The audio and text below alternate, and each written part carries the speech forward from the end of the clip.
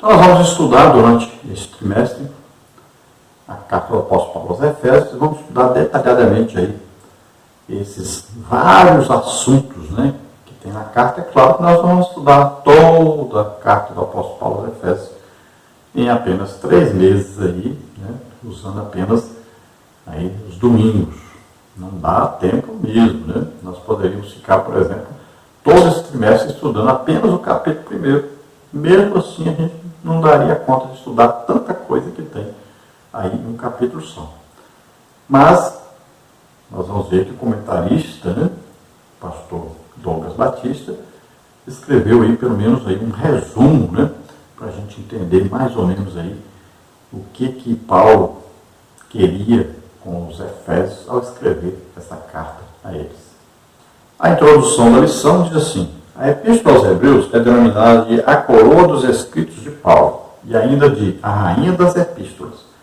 Nela, o propósito eterno de Deus para a igreja está revelado por meio de Cristo Jesus. Nesta lição, estudaremos os aspectos introdutórios e as principais abordagens doutrinárias da epístola. Durante este estudo, o conteúdo da epístola deve nos levar à adoração a Deus e ao aperfeiçoamento de nossa vida cristã. Então, pelo que nós sabemos, Éfeso é o lugar onde Paulo mais permaneceu, né, por volta aí de 3 anos. Então, veja só que esta igreja é uma igreja especial para o apóstolo Paulo e é considerada a igreja aqui mais espiritual porque Paulo passou mais tempo ensinando ali.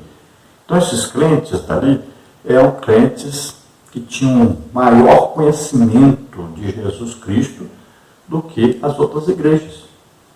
Era uma igreja mais fortalecida, porque teve o ensino do apóstolo Paulo. Não só o ensino doutrinário, mas também o ensino prático. Paulo não apenas falou a respeito de Jesus, mas ele mostrou Jesus. Através de quê?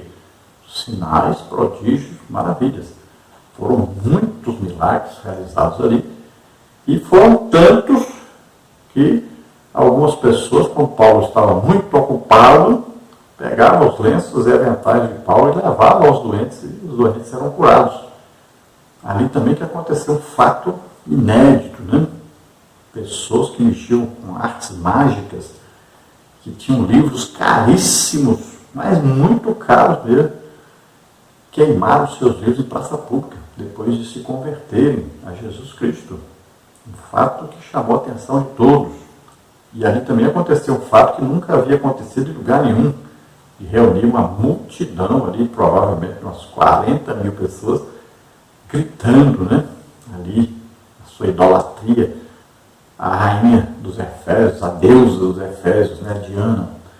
Ali aconteceu um fato também que é irônico, engraçado, né? Que foram os filhos de Selva tentar expulsar o demônio, né? E eles falaram em nome de Jesus a quem Paulo prega, né? Então o demônio ali respondeu para eles: olha, eu conheço Jesus Cristo, né? Sei quem é Paulo, também sei, mas vocês que são. E saltou sobre eles, né? E acabou que eles apanharam daquele demônio, ou dos demônios, não sabemos se era um outro, mais de um, né? Está parecendo até que seja mais de um, mas apanharam e saíram dos correndo com medo. Então veja só um fato impressionante que também aconteceu aí na cidade de Éfeso, né? Enquanto Paulo estava ali. E na carta também aos Efésios nós vamos ver aí os ministérios, né? Aí vamos ver Jesus escolhendo homens e colocando na igreja. Aí apóstolo, profeta, evangelista, pastor e mestre. Assim como o corpo humano tem 5 sentidos, também a igreja, que é o corpo de Cristo, tem 5 ministérios. Jesus colocou esses ministérios na igreja, são homens dados à igreja. E veja bem que todos são masculinos. Então são importantes coisas que nós vamos ver também. Vamos ver também falando aí sobre os dons do Espírito Santo, né? Então, essa carta tem muita coisa falando sobre os dons espirituais, que são capacitações para a igreja, né? Para que a igreja viva bem, viva em paz, viva sem doentes, né? Todos com saúde, também viva orientada por Deus. Então, são dons. Infelizmente, hoje, as pessoas que são usadas em dons são afastadas da igreja, né? São proibidas de exercer o seu ministério. Mas Paulo ensina completamente diferente, né? A Bíblia ensina completamente diferente. Sejamos imitadores de Jesus. Paulo, ao defender o seu apostolado, ele disse: meu apostolado foi confirmado por Deus entre vós. Com o que, Paulo? Com sinais, prodígios e maravilhas. Mas nessa lição, então, vamos ver essa introdução, nesses 2 versículos que introduzem a lição. Vamos falar então alguma coisa sobre a carta do apóstolo Paulo aos Efésios. Lembrando que a carta tem os aspectos doutrinários e também os aspectos práticos da fé cristã. Vamos ver, por exemplo, o ensino de Paulo sobre as famílias, né, o comportamento dos pais, dos filhos. Vamos ver importante estudo aí sobre a armadura de Deus, a guerra espiritual. E com certeza, estudando essa epístola, nós vamos chegar à adoração a Deus, ao maior conhecimento íntimo de Deus. Vamos ver então o tópico 1, autoria e data. Dentro desse tópico nós vamos ver a autoria, vamos ver a assinatura apostólica, vamos ver uma epístola da prisão e vamos ver a data. A autoria então. Conforme o costume da época, o autor inicia a carta declarando sua identidade. Paulo, apóstolo de Jesus Cristo. Capítulo 1, versículo 1, parte A. O livro de Atos menciona que ele se chamava Saulo, nome hebraico, mas que também era conhecido como Paulo. Atos 13, 9. Em hebraico, Saulo significa solicitado, provavelmente uma homenagem a Saul, primeiro rei de Israel, que pertencia à mesma tribo do apóstolo. Você veja Atos 13, 21, Filipenses 3, 5. Já Paulo significa pequeno, era o seu nome romano, Atos 22, 25. Então, o costume da época dizia que ao escrever uma carta, a pessoa se identificava, né, no início da carta. Então, o apóstolo Paulo se identifica como apóstolo Paulo. E ele diz que ele é apóstolo não por vontade própria, mas por vontade de Deus. Quem colocou o apóstolo Paulo para ser apóstolo foi Deus. E ele diz: olha, meu apostolado foi confirmado por Deus entre vós, com sinais, prodígios e maravilhas. O apóstolo Paulo não poderia ser apóstolo como foram os apóstolos primeiros, porque os primeiros foram escolhidos aqueles que viram, acompanharam Jesus, né, desde o seu batismo nas águas até sua morte e ressurreição. O apóstolo Paulo não fazia parte desse grupo, que é o primeiro colegiado, né, chamado assim. Então, alguns dizem que o apóstolo Paulo substituiu Judas. Não. Quem substituiu Judas foi Matias. Tá? Então, cuidado com essas coisas que inventam por aí. O apóstolo Paulo era de um outro colegiado. Barnabé também era apóstolo, como Paulo era apóstolo. Então, depois dos primeiros apóstolos, passaram a existir os outros apóstolos. Não mais como os primeiros, não acompanharam a vida terrena de Jesus, o ministério terreno de Jesus. Então, temos aí Paulo apóstolo, Barnabé apóstolo. Né? Temos hoje apóstolos? Claro que temos. É evidente que temos. Agora, tem denominação, como a Assembleia de Deus, nossa, né, que não segue essa nomenclatura dos seus dirigentes, né, dos seus líderes. Tá? Então, se convencionou usar aí, né, pastor, aí temos evangelista, presbítero, diácono. Né? Mas algumas denominações usam apóstolo. Né? E não é errado, tem gente que pensa que é errado, mas é bíblico, tá? Não confunda isso, não pense que está errado, não. Está errado, não. Pode ser usado tranquilamente, apóstolo. Tem igreja que tem profeta, usa profeta. Bíblico, está certíssimo. Tem evangelista, não esse sentido de evangelista como a gente usa na Assembleia, mas evangelista ministério dado por Cristo, né? Uma pessoa que prega, ganha muitas almas e Deus usa poderosamente os sinais, prodígios e maravilhas.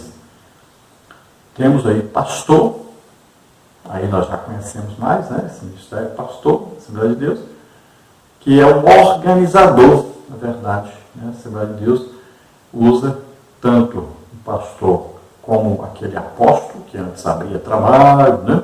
Que aí na Assembleia de Deus é mais usado para missionário, mas o missionário não tem aquela autoridade que o apóstolo tinha.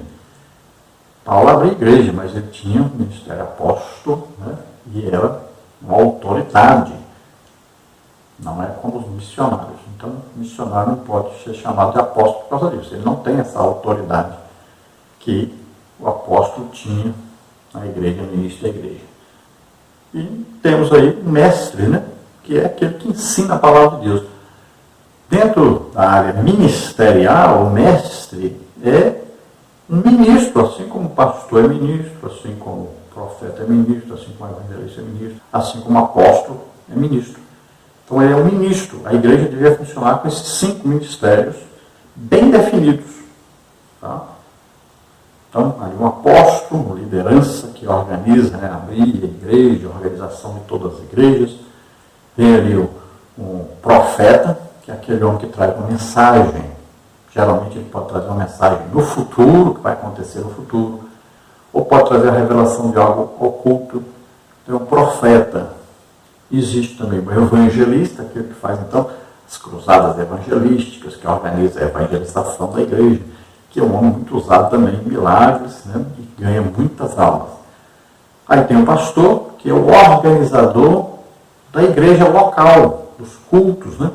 Ele vai saber quem é que tem o dom de curar, quem é que tem o dom aqui, discernimento de espíritos. Então, ele vai organizar o culto de maneira que o culto aconteça e Deus esteja presente nesse culto e que Deus se agrade nesse culto. Então, ele é organizador.